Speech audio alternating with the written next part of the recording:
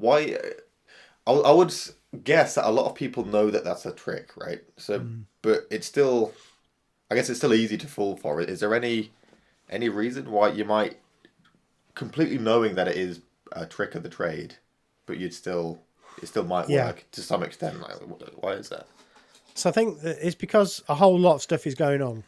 Hmm. So what cons or scams, what they tend to do is or often, especially when it's a person to person sort of con, is they overwhelm you Mm. with lots of different psychological tricks, Hmm. and so you don't kind of notice it. And it's like, as I say, it was kind of it suddenly occurred to me. Just a minute.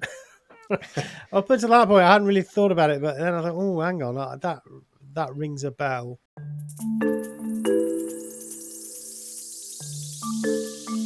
Hello, welcome to Matter Over Mind. My name is Stephen, and with me, as always, I've got Thomas. Hello, Thomas.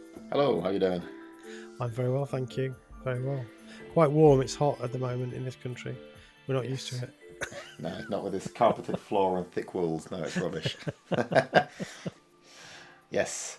So today we're going to be talking about the art of the con. How do con men do it? Yes. So I'll start with a bit of an anecdote. Actually, I was Oh, watching go some on. video of some guy talk about one of these kind of crazy cons, and this person had managed to scam some lady into giving them thousands of dollars by pretending to be Brad Pitt, who had recently been in a hospital accident and he Oh my needed god. medical bill or money for medical bills. Oh And you no. see the pictures and they're so poorly photoshopped, just like a Brad Pitt's face on some random person in a hospital. And this went on for ages, apparently. And yeah, the thousands of dollars later. And that's one of a few of these types of Mm. stories that you hear. And they all seem ludicrous, and you think, how would anyone really, you know, Yeah. fall for these? So I guess there's probably some psychology behind it, I would imagine. Oh yeah, there's lots of Yeah. psychology behind it. But I think that's interesting though, that the very first sort of gambit of this conversation is we kind of come up, or you come up with a kind of humorous example, and there is a kind of um oh, what an idiot sort of attitude towards people who get conned into things, Mm. which is part of the problem, isn't it? Because nobody wants to admit it. Yeah. So that is part of the psychological issue, that you kind of, to admit that you are being conned means, in some respects, to admit that you have made a mistake, and people don't like to do that. And the Mm. longer it goes on, the harder it is for the person to accept that all this time. And so you get this sunk cost sort of situation where you think, well, like I can't even begin to believe that I'm being conned here, which is why, Mm. these poor people get sucked into love scams, where they're sending money to Yeah. somebody in wherever, believing that they've got a boyfriend or a girlfriend, and they're just the victim of a con, but they just don't want to accept it. So yeah, Mm. that's interesting. And with people who are conned, are generally, unfortunately, I think society has a slightly negative attitude towards those people. They tend to Mm. be thought of as suckers. But of course, we're going to see today that actually that is not true. We can Mm. all be conned. Yeah. And there's a whole bunch of reasons for that. And we probably all have been conned, or at least manipulated, Mm. at very least at some point, and probably have been today, if I'm honest. Yeah. Such is the power of it. Yeah. Okay. That's Yeah. No. interesting. It's funny you give us an example, because actually this topic was one that I wanted to cover, um, because Sarah, my wife, suggested it really. So Mm. we're having some work done on our house. We're getting costings, we're getting quotes for a whole bunch of stuff. So we had a guy come round to price up the windows, Mhm. doors, guttering, fascias, all of that stuff. He came at what was it, 3:30 in the afternoon, and he didn't leave till 6:45 in the evening. Okay. So he was there for over 3.25 hours. Um, and sort of as we went through it, I started to feel more and more that I was being played here. And that Yeah. the classic one that he did was he gave us a quote that was like huge, just horrendously high Mm. number. And he said, what do you think about that? And I said, well, I'll admit it's more than I expected. And he sort Yeah. of said, well, what did you expect? So I caged a bit, but then we carried on talking, and he said, well, there might be something I can do.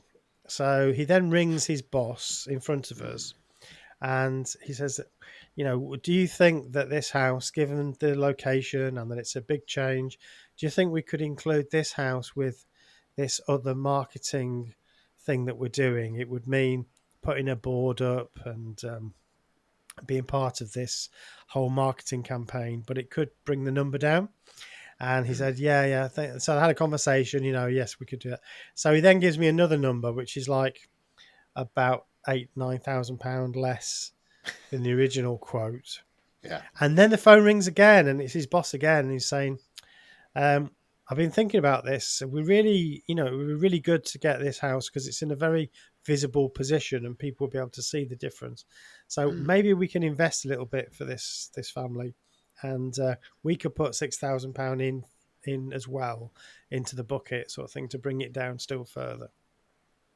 So in the end, the final figure we had was like it was almost half the original Mm. price.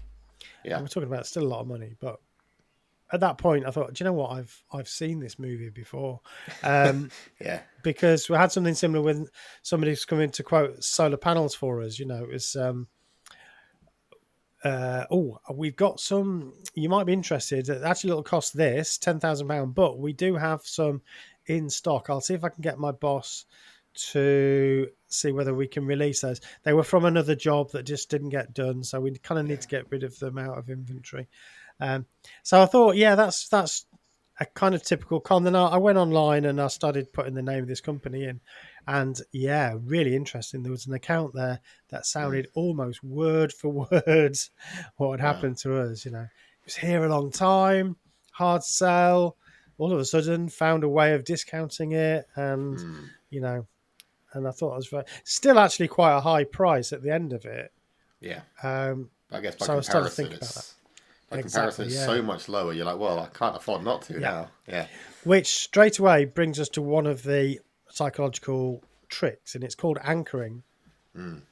And the idea is that if you go in with a really high price, Mm-hmm. then people do this with selling cars and things, and this is what Donald Trump thinks he's doing with the tariffs, Right. Yeah. Yeah. 300% tariffs, and then if you go down to something like 30%, or Mm. if you knock your car down £5,000 or whatever, then the person thinks, well, I've got a really good deal here, because you still remember that anchor, that number that they first gave you. You can't get rid of that somehow. It sticks in your head.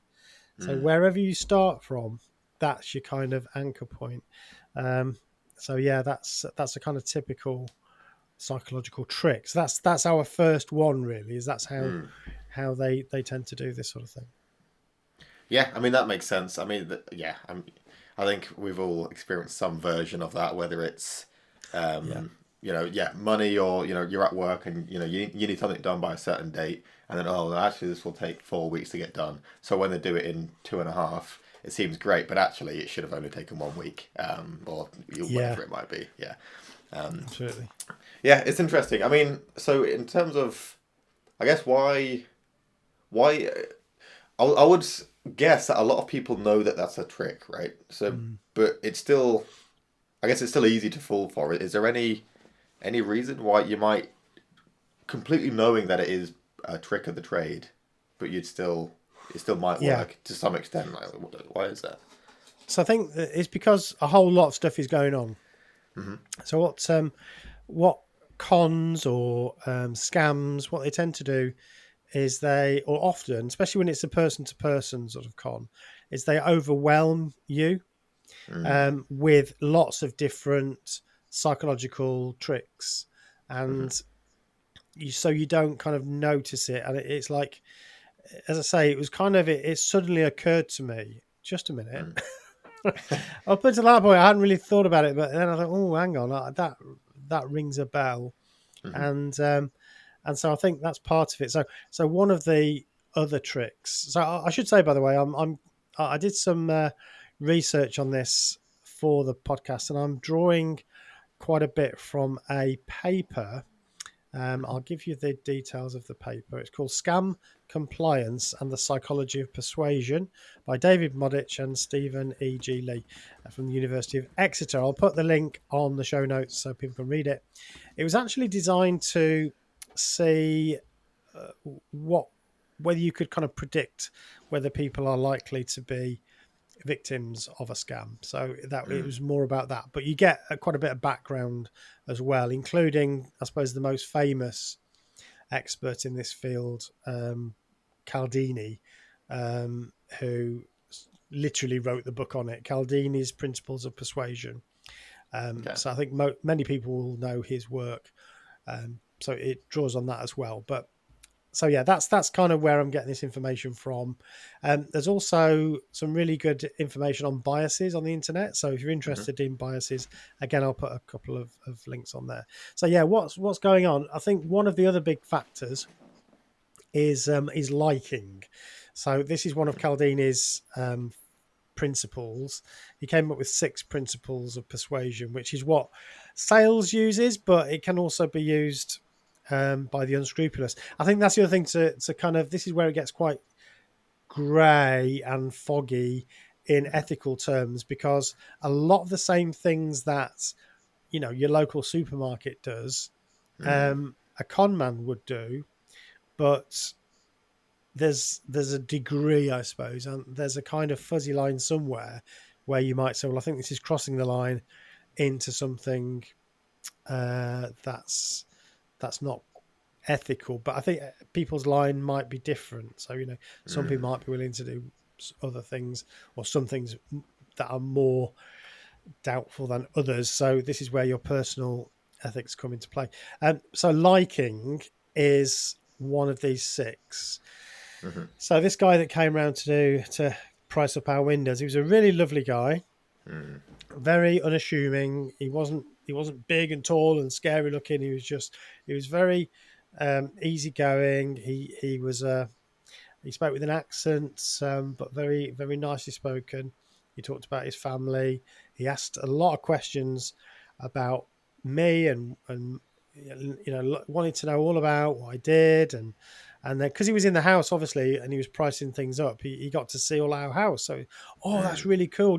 Oh, do you play guitar? Because I've got a guitar in the house. And oh, do you play? And he saw all my sci-fi posters up in the room, and he's going, oh, I love sci-fi.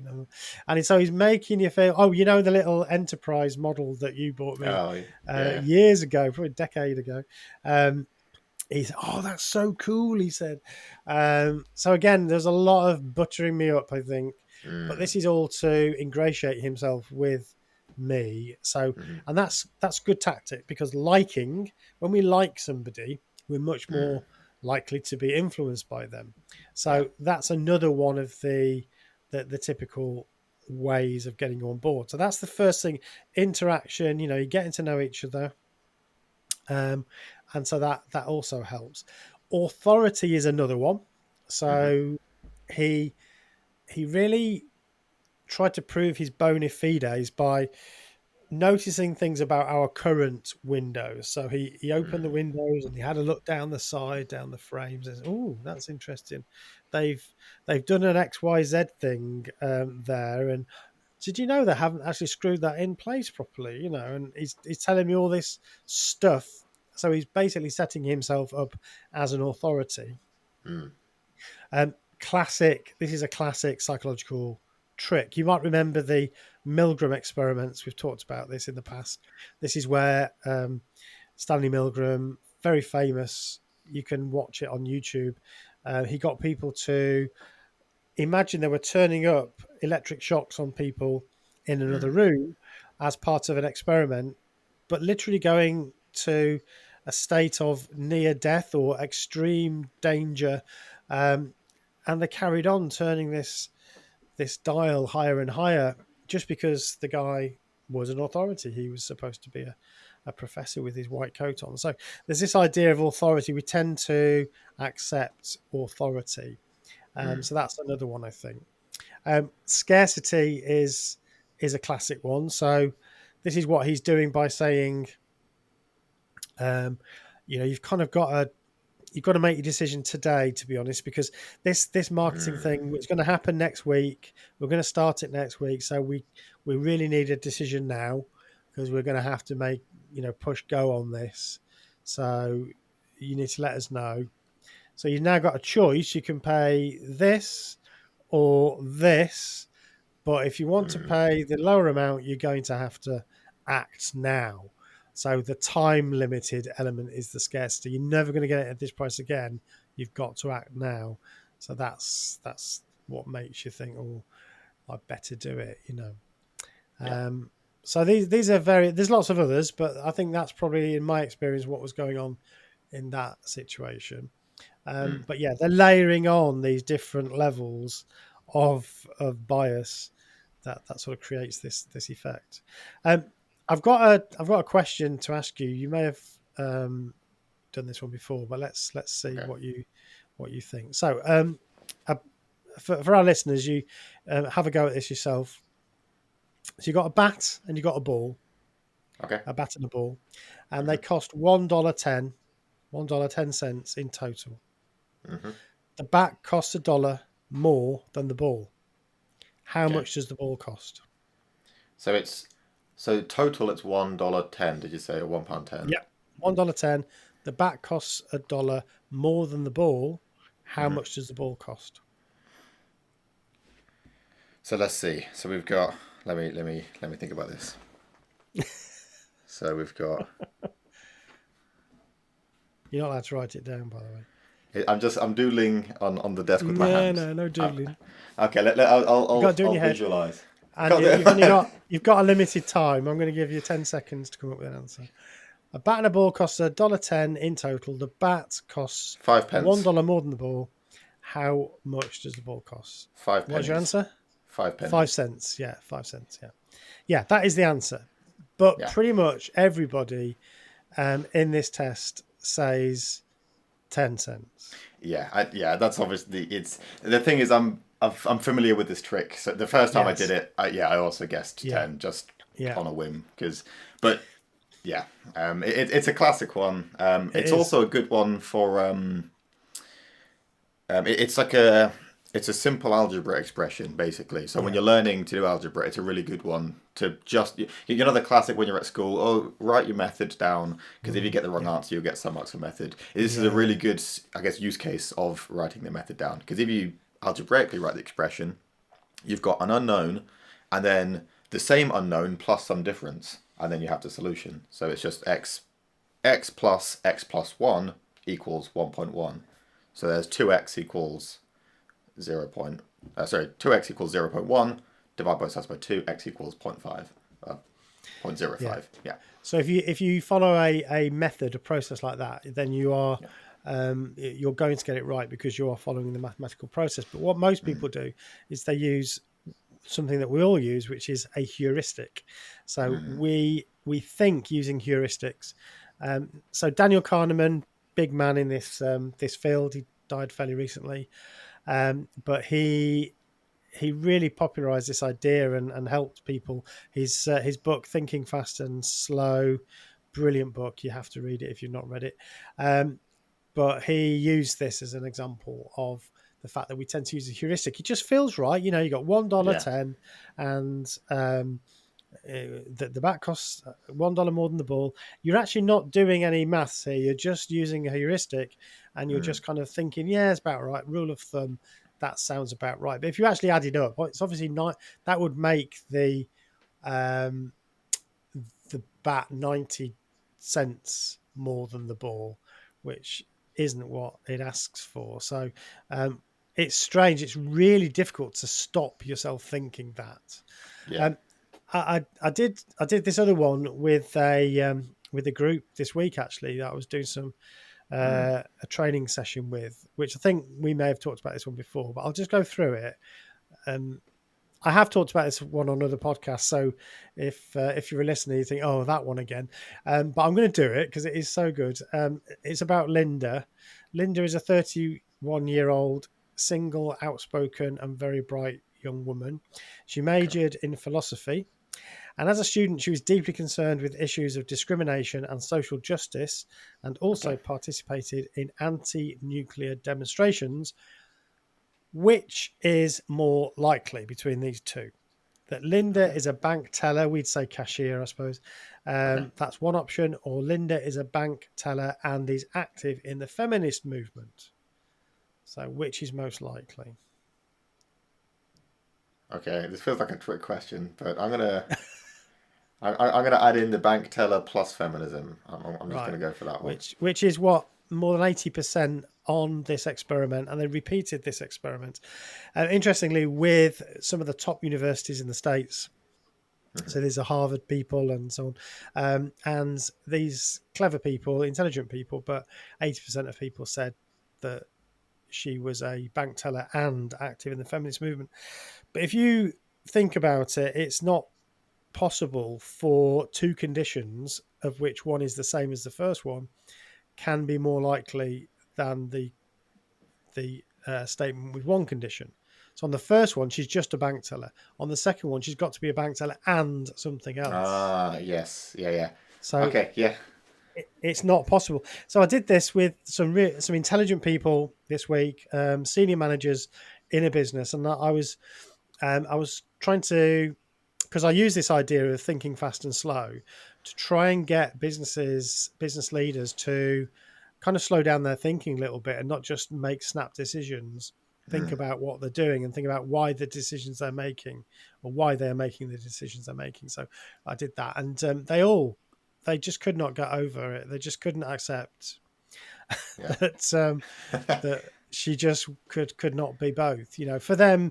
And it's because you're priming them so heavily with all this other stuff, Yeah. that she's single, she's outspoken, she's very bright, she's a philosophy student, a social justice background, and all of that just means Mm, that it's shouting to you that she must be interested in feminism or in any sort of progressive movement, I suppose. But forgetting the fact that it's just not possible.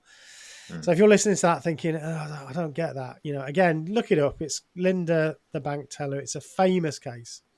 mm. You'll find it. There'll be lots of explanations. But if you think about it like a Venn diagram, that's the way I do it on my courses. This is the class of people that are bank tellers. This is a class of people that are bank tellers, and you know, so the Yeah. overlap is obviously going to be smaller. So yes. So what's that got to do with cons then? Why do you think I'm talking about that, I Thomas? mean, to be honest, that specific thing, I mean, we talk about statistics actually quite a lot, to be honest. I'm sure Mm. both Sarah and Celine are probably sick of it by now because we always go on What about about it. that famous evening when we got onto the 99% disease thing? Do you remember that? That Oh, was a yeah. great evening. That was. Yeah, that we went on about Bayes' theorem for a long time, yeah. Yeah. But I guess it's that similar to how a lot of probabilistic stuff you can't really just you can logic your way, but it's hard to intuit your way to a solution. Yeah. I guess some of this stuff as well. It's I guess like you said, you've been bogged down with a bunch of excess red herrings. Yeah. Really, nothing really to That's do it. with anything. Like the Yeah. guy talking about the specific window stuff. Okay, it's not really relevant. No. So your defenses are lowered anyway, and Yeah. then at that point, yeah, because of I suppose the scarcity thing, you now have to think fast. You don't have time to mess around. So then so you can't sit back and think, oh, hold on, that's irrelevant. Let's bin that knowledge. This is the actual Yeah. bit that I care about. Um, Yeah. yeah, so Yeah, so it's that's one of the things, and it's I think it demonstrates that we generally think in this system one. So system one and system two, this is the idea that Kahneman, and actually before him, that it's not exclusive to Kahneman and Tversky who really pioneered this in the book, but actually it's been around quite a long time. you've got these two different ways of thinking. One is fast. It uses heuristics. It kind of uses rules of thumb. So we say, oh, this is an example of that thing. Therefore, I'm going to make the decision based upon what I know about that. So that's basically what we're doing, rather than us having to work out every single time, you know, how I should make sense of this thing that's in front of me. We just use these heuristics, and a heuristic is a rule of thumb. It's generally speaking, this thing happens when that thing happens. Therefore, we just assume that that's kind of going to be the way that it is. And 90% of the time, probably 99% of the time, we're right. These heuristics serve us very well because we don't have enough capacity. We've spoken about this on previous episodes, but we have a limited capacity, computing capacity, if you like, at any given time. We couldn't do everything through calculation. We would grind to a halt. So we have to rely on these heuristics, but it means that we can get tripped up because of that. So you've got the system one, which is the fast thinking, using these heuristics, these examples, or these, and this is where prejudices come from, of course. So if you have had experiences with certain groups of people in the past, then you start to associate that group with this sort of behavior, and that's where people's, or at least to some degree, people's prejudices come in. So that's the fast thing, and then the slow thinking is the more rational, slower, thought through, weighing up, or of course using a tool like you described, your algebraic method, which is actually to say, I'm not going to rely on my own kind of thinking processes here. I'm going to use something that's been handed down to me that is a foolproof method of making sure I get the right answer every time, which I think is really interesting. As far as we know, we're the only creatures that can do that. In fact, I think we can say we are. So that makes a big difference. So yeah, it's a fascinating thing. That thing, the one that we're referring to with the disease, I'll just mention it because this actually relates to another fallacy or bias. It's called the base rate fallacy, and the example is: suppose 1 in 1,000 people has a rare disease, so it's quite rare in the population. There's a test that's 99% accurate. If you have the disease, the test gives a positive result 99% of the time, so it's very accurate as a test. If you don't have the disease, it gives a negative result 99% of the time. Now imagine that you go for the test, you test positive. What's the probability that you actually have the disease? And we spent a long time on that. Yeah. It was a good one. It was a good conversation. It went on for It was a a while. great one, and I really learned a lot from that. I think actually we started talking about COVID, didn't we, in the COVID tests, and whether it would have been worth taking more than one test. And we had a bit of an argument about that. I think all good natured. I think basically we were both a bit right and a bit wrong. And it reminded us of this. So we sort of did some more research on that. And it really taught me so much because of it's that base rate. So it's the background rate before you actually start thinking about the probability of something. You have to remember what's the base rate, which is the rate of likelihood of that thing happening within the population as a whole.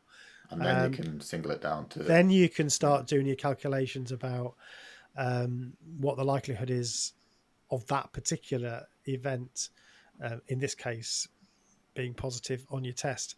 So it's too complicated to explain it properly. If you've not come across that one, again, check it out. It's very, very interesting, and it's a classic. But it helps, I think, well, it certainly helped me to think about this. It's really important to remember that when you're trying to work out the chances of something happening, that you have to remember the likelihood of it happening within the grander population first before you think about the situation that you're in. But of course, we don't do that. That's not the way we think. We just make a general rule of thumb. We plump for an answer, and we're happy with that most of the time. Yeah, I mean, yeah. I mean, thinking this way. I mean, I remember when I was sort of doing sort of more advanced stats at uni. Well, more advanced than what you do at school anyway. And Sure. yeah, I was rubbish at it because it was very, Mm. yeah, like you say, it's very difficult to basically just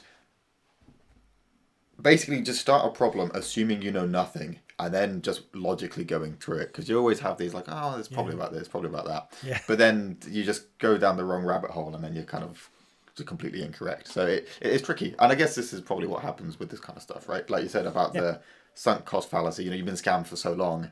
It almost, I guess, it almost has to be true because otherwise Yeah. you've been a fool for this Exactly. long, right? Yeah. Um, Yeah. There's a lot at stake at that point. As I mentioned before, if you've been corresponding with somebody or you're chatting to them online and you feel like you've got a real relationship with them, it's devastating to imagine that's not true for so many reasons. You don't want to feel a fool, but also you care about this imaginary person this person that you've created essentially in your mind.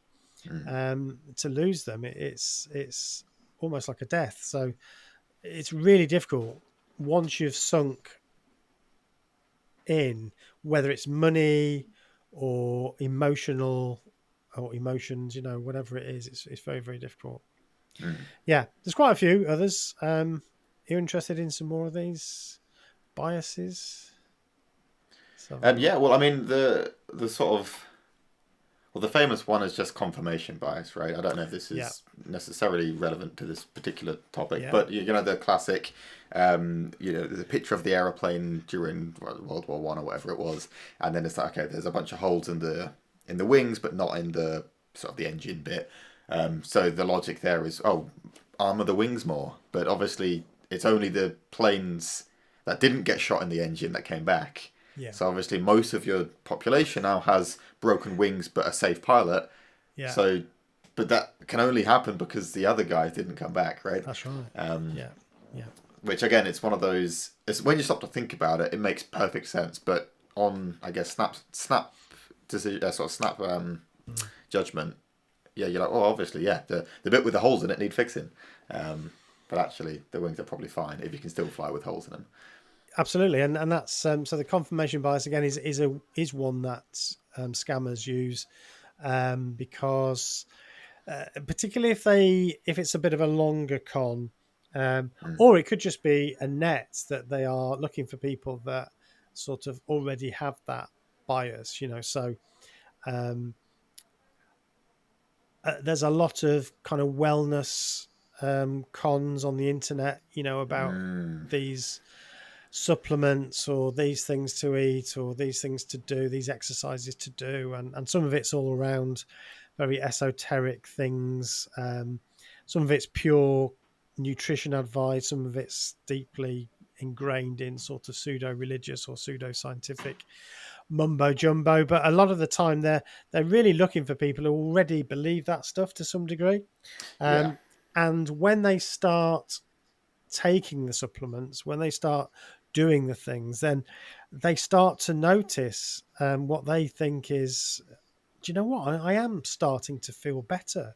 And I'm sure it's really helped me, that thing. They want it to be true.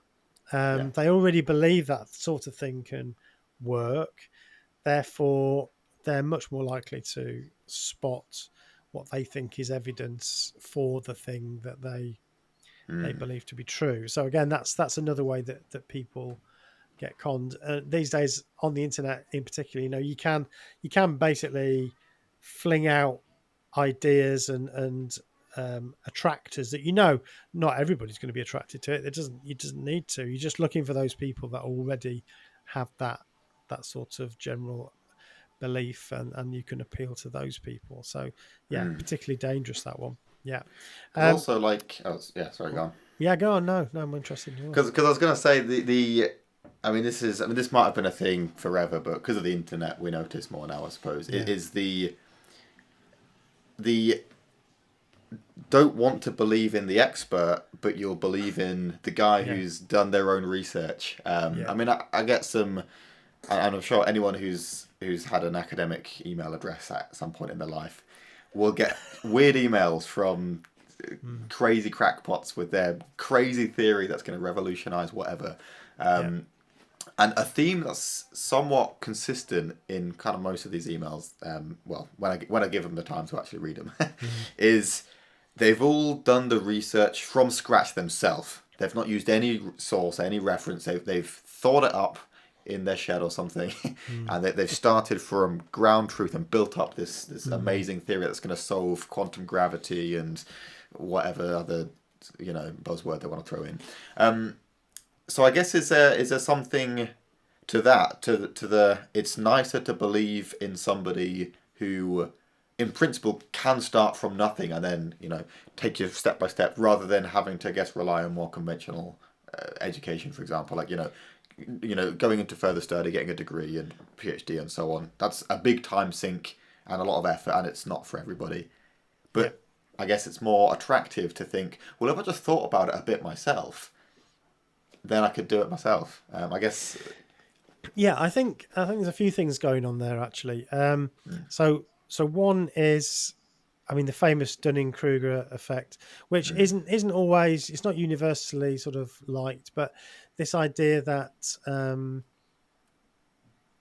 that people who don't know very, or they know a little bit about a topic, tend to be over optimistic about what they actually do know.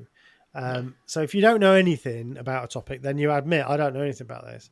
But if you have done some research and it feels like a lot to you, however you define that research, I mean, I'm not wishing to be smug, but I'm always kind of skeptical when people say I've done my own research, and what that really means is they've watched a bunch of YouTube channels. That Yeah. isn't research, that's just not. Or read a few popular books on the topic. That isn't research either. So, but they feel like they've done a lot of it and they've been engrossed in it. And also, there is an element that's, so I'm not an expert in this particular area myself, so I have to be careful I don't overestimate my own knowledge in this area. But from what I remember reading about this, and I think it's psychologically sound or sensible, is that once you're, we all know that in the early days of learning something, your learning curve is steep. Yeah. So the learning curve, if you think about your curve, you've got time on one axis and you've got how much you're learning on the other axis. If you think about a graph, then it's a steep learning curve because you're learning quickly over a short period of time, but you're actually learning quite a lot. But in terms of the total amount of knowledge on the topic, it's still only a very small percentage. But Yeah. for you, it feels like you're making massive leaps and bounds. Yeah. And so there is a tendency for us to feel, wow, I'm really starting to understand this stuff. And you're kind of fooled by your own progress to believe that you've really got somewhere. If you're talking about the individual themselves, then there's this other thing called the IKEA effect. Have you come across that one? I don't think so. No. So the IKEA effect literally is based on the furniture giant, the Swedish furniture maker, the IKEA effect. So the idea is that if you have a hand in making it, you value it more. So when you buy a flat pack piece of furniture, then you're part of it, of the creation of that thing that you now make. So I know you helped Celine put her wardrobe together. That was an IKEA wardrobe, and there's a bit of pride that's involved in taking it and deciphering the instructions and putting it all together. You see at the end of it, it's something that you've made. So we tend to value something more. And I mean, I know that myself in the workplace. One of the things that I try to do is rather than impose on people new processes, it's to help them to identify better ways of doing things. So if you can facilitate that process where they understand some basic principles, but they can then start to identify better ways of doing it, then they own it. They feel like it's much greater in terms of ownership. So I think there's an element to that. So literally, if it's your your idea, your life's work, you've thought about it from first principles, Mm. and you've developed this complex idea. Um, the Terence Howard thing that was going around last year, I think it was, with his ideas about how the universe works. To a lot of us, it was ridiculous, the things he was saying, but to him, he's lived with this and he's created it, and it's very valuable to him. It's very important. So I think there's a big element there. So it means a lot because it's mine. Mm. So I think there's a few things going on there. And then if you're thinking about the people who then follow those others, so Yeah. you have all sorts of fringe ideas again on YouTube and so on. So something slightly different happening there. And sometimes that's about, first of all, it's more accessible, it's less Mm. stuffy. You don't have to, it's less costly. Mm. Um, and for a lot of people, they don't really have, or don't feel like they've got the opportunity to go to university for 7 years and then do a PhD after that. It's a big commitment, that, and Yeah. not everybody is able to do that.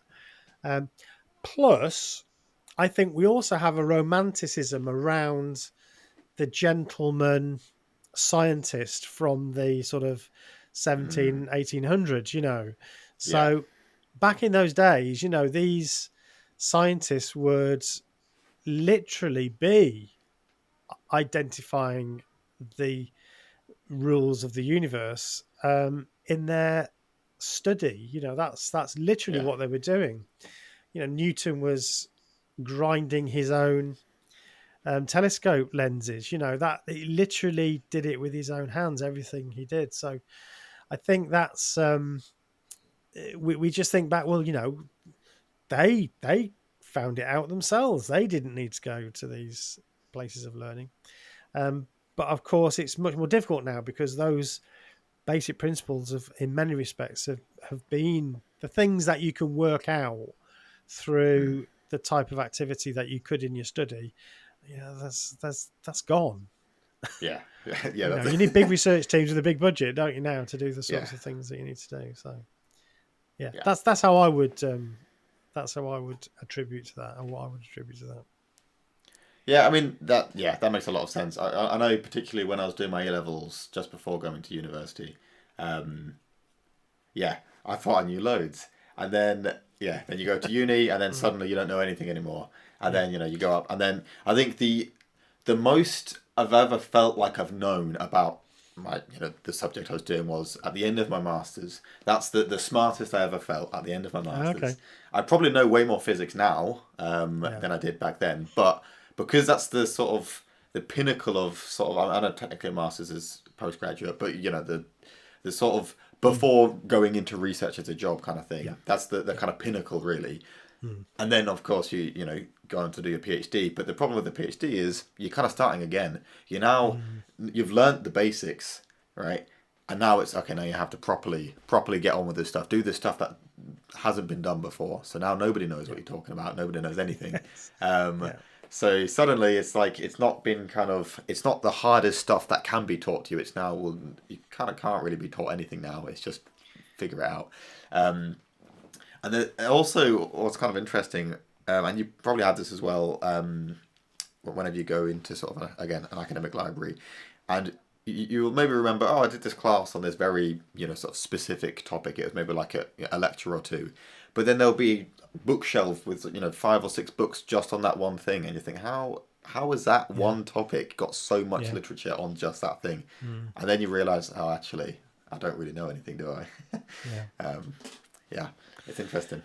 Yeah. I remember when I decided to study psychology, I thought actually I should find it quite easy, really, because I was already working in coaching and training, which is, there's a lot of psychology in that, some of which is literally related to psychology, and other it's kind of layperson's version of psychology.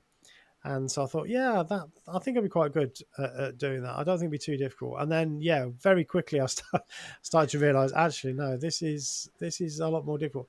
And for me, the more I did it, the more I realised that, actually, I still don't know very much. And even at master's level, you still, the amount you know is still tiny. I mean, it's ridiculously small. And I think psychology is so difficult because it is such a wide discipline. It goes from clinical psychology through to experimental psychology, which is completely different animals entirely. So I think study does that to you. It makes you realise how little you actually know, which I think is kind of part of the point. Yeah. Because that's what drives you then to do your research on a very narrow element of it, really. Well, exactly. Yeah. I mean, there's a reason the very specific niche thing I'm doing now is taking me just to get to where I am now a couple of years, and it's going to take me a couple more years to kind of finalize some results that I can talk about with some conclusion. But that's, I mean, there's loads of people doing plasma physics, right? Yeah. And there's still a lot that we have no idea how it works, which is the point. That's the kind of Yeah, exactly. That's the exciting thing, isn't it? But in terms of how this relates to scams and being conned, I think there's a few things there. One of the things is we tend to overestimate what we know about things, especially if they're out of our kind of normal expertise. So very few people think, oh yeah, I'm a sucker, me. I'm an easy mark.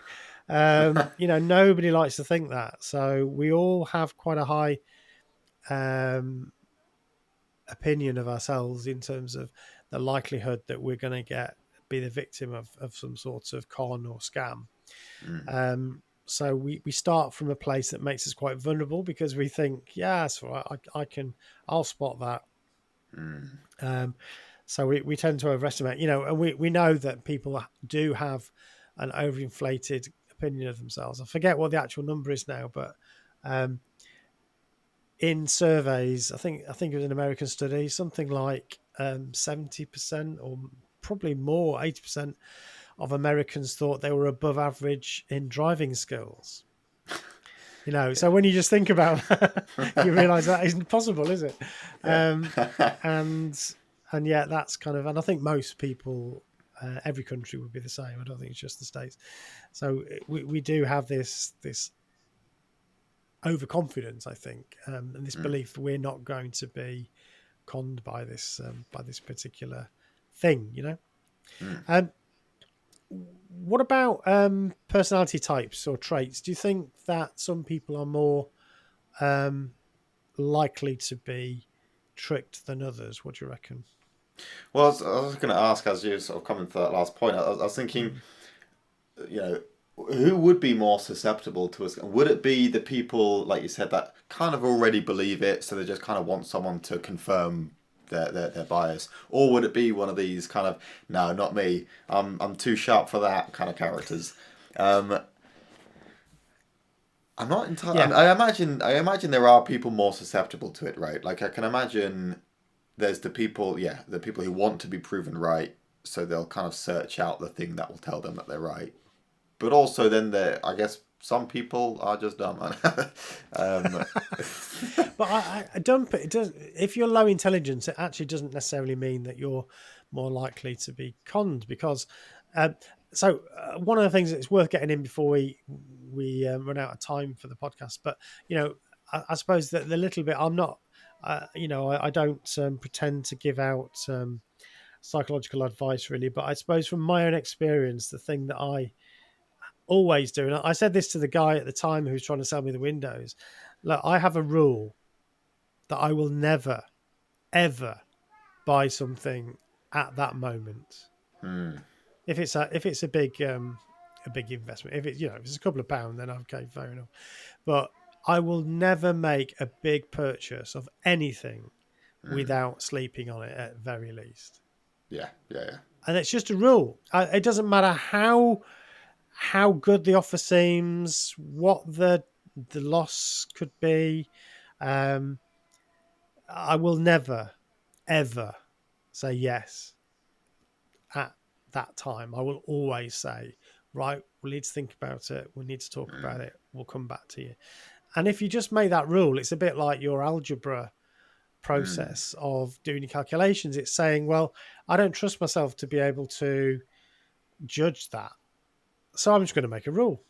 And Yeah. that is a rule, that it's a process that I stick to. And I will always stick to that process. So I don't have to be smart. I just have to stick to the rule. So I don't think it necessarily has anything to do with intelligence. That's important to put across, because the more intelligent you are, probably the more you think you're not very susceptible to it. So there has been some research about this. So I've got a few factors here. So one that makes you more vulnerable is if you demonstrate high trust. So on a questionnaire, you'd probably measure this through questionnaires, but just in terms of your personality traits, if you tend to display high levels of trust, you're a trusting person, basically. Unsurprisingly, increases your vulnerability. So kind of Makes obvious, sense. really.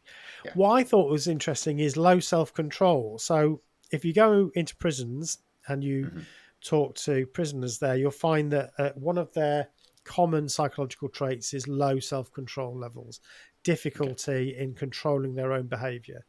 But what is more interesting is if you do psychological studies on victims of crime, they also show or higher levels of low self control, if that makes sense. So Okay. Yeah. Yeah. more you'll find more people with low self control in that group as well. So not only the perpetrators but also the victims are more Okay. likely to be a victim if you have low self control. So a lot of that is down to things like being conned and defrauded. So not having that ability to do what I just said, I suppose, and say, no, I have a rule. I always think about it overnight. Neuroticism. So that's one of the big five that I've talked about before. Big five personality traits. Neuroticism is kind of, I suppose, instability, high emotions. This tends to make you perhaps more likely at certain times to make rash decisions because your emotions are starting to fog you. So Okay. we know that when we get anxious, highly anxious, or in high states of emotion, then we are less likely to be able to judge things very well. Okay. So we know that from our own experience. When you get incredibly angry, that's not Yeah. the right time to make a life decision. Yeah. So high levels of neuroticism also sort of flag that up. Interesting one is loneliness. So when people are lonely, they are more likely to be a victim of some sort of scam. Again, that is related to the fact that you're just, I suppose, desperate for somebody to talk to, and that's a vulnerability that some absolute low lives will feed on that. So that's quite interesting. Another one is high openness to experience. So openness is one of Okay. the big five again. So I think this relates to something you've talked about. So if you're highly open, you're kind of more willing to take risks. Essentially, you're more likely to be a risk taker because you're interested in new experiences. Yeah. Whereas if you're low levels of that, then you're not likely to take a risk or try something new. No, thank you very much. I'll have this because this is what I always have. I always do this and I always do that. So again, openness, more flexibility. In many respects, it's a good quality to have because it makes you more dynamic and you come up with novel ideas, but it also leaves you a bit vulnerable. So that's another one. So yeah, there's quite a few of these markers that increase your risk. But looking at demographics, it's hard to say. So you might think old people are more susceptible. They're more likely to be susceptible to loneliness, I suppose, unfortunately. But they've also had more experience, so they may Okay. not fall for the same sort of things that a young person might because they haven't had the experience of, you know, you tend to be more trusting when you're younger because Mm. you've not had the experience of being punched in the nose so much, you know. So yeah, Mm. interesting. Yeah, interesting. So, okay, so that's the people that are likely to be susceptible to. Is there anything to be said about the conner, the person running the con? Um, Mm. it is again, is it just one of these things? Some people are attracted to nefarious means, or I mean, it's not always nefarious. Like, I mean, you mentioned this earlier. I mean, I kind of think I'm not going to name any particular supermarket chain here because I want to keep the corporate overlords at bay. It's the club card or nectar price or whatever your that supermarket's version of getting points when you shop or whatever. You'll see the price of an item and you'll think who would spend that much money on, I don't know, beans or whatever. But then, if you have the special in-shop card, it now takes it to a reasonable price. Okay, well, now it's 50p more on beans than I would normally spend, but yeah, why not? It's down Yeah. £3 or whatever. Which I guess is just good marketing because, fair enough. But yeah, that's I guess that's the, you could think about that however you want, I suppose. But that's I guess the more harmless version than conning someone thousands out of window fittings or whatever, right? Yeah, supermarkets are a good example of they're dripping with psychological traps. So where things are placed on the shelf, where your eye line goes when you're looking on a shelf, where to put the special offers. I'm personally concerned about the increased coercion that I see in retail, like you've described. They'll put a price again. I think this is sharp practice, to be honest. High price, but if you have a club card, then it reduces it, and that's increasingly being used in the big supermarkets in this country. And I think that's a bit of a disgrace, to be quite honest with you, because of course the reason they're doing that is they want you to sign up to their card, and they then get all your data Yeah. through the card. So I find that. And that's more and more of that happening. It's been a bit of a bugbear of mine. I wrote a piece on Substack about it after I'd had an experience trying to buy a computer, and I realised I was being shoved around constantly. And since then, I stayed in Hull this week to do on a contract, and I won't go into all the detail. I won't bore our listeners with my travails, and I suppose in many respects it is first world problems. But I went into 3 different fast food places while I was staying away, and each one of those I walked out because without actually getting any food, because they either wouldn't take this way of payment or I had to go to an app rather than ask the man in Oh, front of me. I had to yeah. use an app, and I thought, do you know what? I'm just not doing it. I'm now at that age where I'm beginning to become incredibly grumpy, and and I've just had enough of being pushed around. But I mean, that's kind of we should have a different episode to go through all that. But I think that is happening. You asked me what sort of people are likely to be, I suppose, these sorts of con artists or scammers. Yeah. It's not something I really did a lot of research on. It's a great question. I think maybe we talk about this another time in more detail. But there's this thing in psychology called the dark triad. Okay. And I would suggest that could be something to think about. So the dark triad is Machiavellianism, Okay. narcissism, and psychopathy. So people who have these 3 things tend to be the antisocial people amongst us. So Machiavellianism, it's hard to say, I have to say it slowly, comes from obviously Machiavelli, who was this historical figure who sort of invented political intrigue, I suppose. Okay. So there's this ability to manipulate people and all of that. The second one, then, narcissism. Cult leaders, people like that, tend to be narcissists. We have mentioned cults, but of course, cults are one of the biggest cons, and they do they go the whole 9 yards. They have it down to an art. And then psychopathy, I think that's probably the most significant one. So people who are psychopaths have very little feeling and often are not able to have any empathy for somebody else. So, if you see an old man, he's got very little, he just has a bit of pension every week, he can't get out. Most people would look at that man and think, it's a real shame, how can I help him? But a psychopath just sees, interesting. This man might give me some money. But unfortunately, although they don't understand what it feels like to have empathy, they do know how to manipulate. So they'll understand how to make him believe that you're a good guy. So they're particularly dangerous. So I would suggest a lot of scammers and con artists are people like that, or themselves being exploited. So a lot of these big cons, like cults or other types of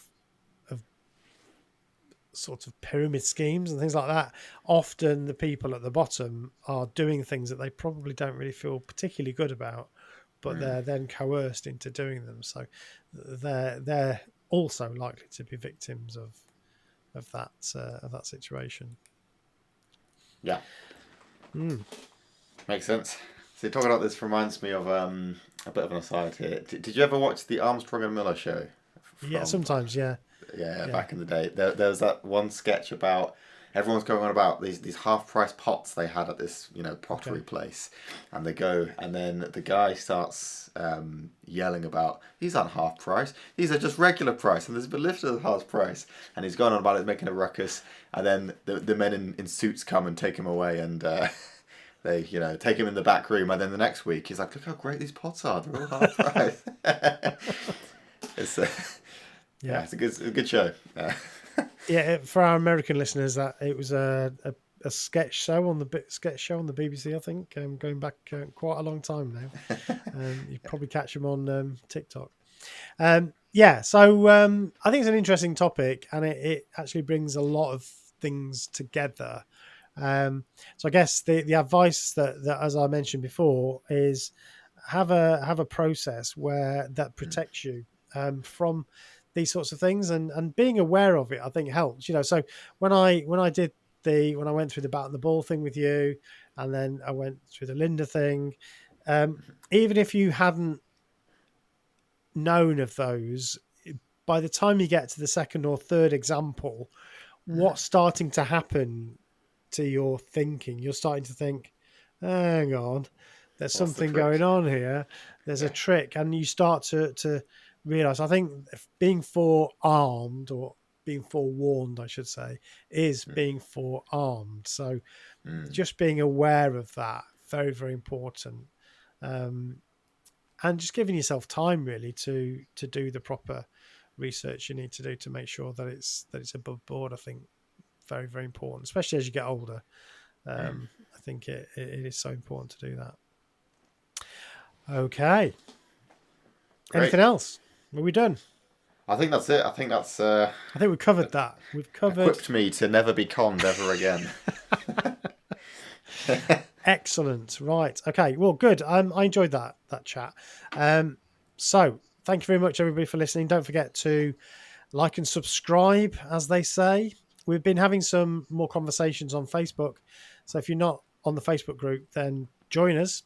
Actually, I meant to say, Thomas, a couple of people commented on your little sketch, and they said things I didn't really understand. So you might want to check out those posts. We also had Vincent, one of our old-time listeners, he suggested we do a Q&A episode. What do you reckon? Yeah, I mean, sounds great to me. But that means, what does that mean? It means people got to ask questions. So please send in your questions. So do it through Facebook, or it's probably the easiest way to do it through the Facebook group, or if you know me, by email address. Spencer, another one of our listeners. Hello, Spencer. He had a question around the Mars episode and teams and how that relates to sports. So I did do a bit of digging on that one, but I thought I'll save that question for our Q&A. So that's already in the bag. We've got a question to cover. So yeah, have a think, please, everybody. Think about the questions you'd like us to cover. Could be psychology, could be physics, anything else. If you want to, we can either say we don't know or we can give it our best shot. So please send in your questions and we'll have an episode just on the Q&A. Yeah, sounds good. Exciting. Yeah. Nice. Cool. Okay. Well, thank you very much. And Thank you. see you next time, folks. Bye. Goodbye. Bye.